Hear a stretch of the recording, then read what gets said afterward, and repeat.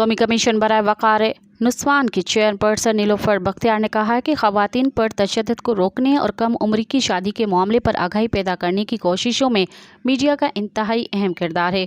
کم عمری کی شادی کے سخت سماجی اور معاشی اثرات مرتب ہوتے ہیں۔